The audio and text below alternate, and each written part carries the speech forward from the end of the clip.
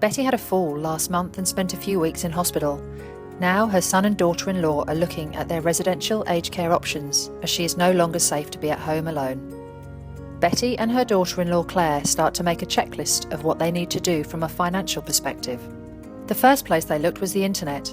There was so much information from so many different sources, they felt like they were entering a maze.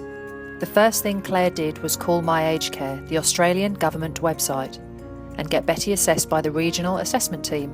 Some of you may know this as an ACAT assessment. You need this assessment to enter residential aged care.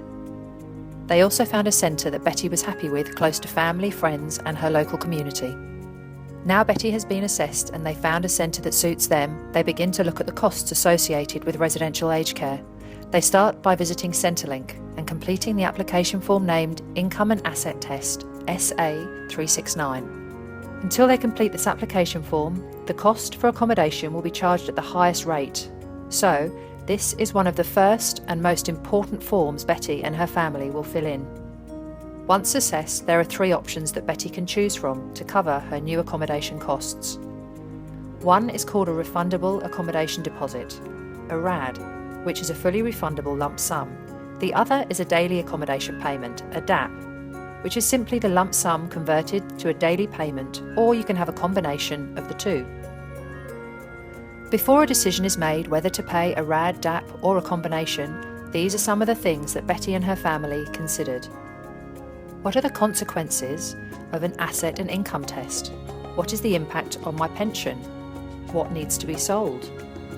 Can I keep my family home? Do I declare my savings? I'd like to leave some money for my children.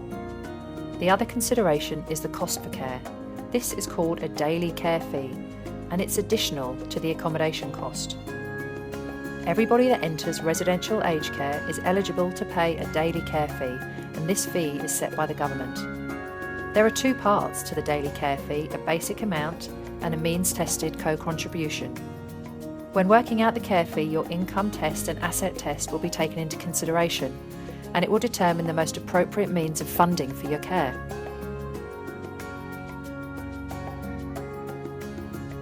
Seeing a financial advisor really helped Betty to work out what best suited her situation, as everyone's financial situation is very different.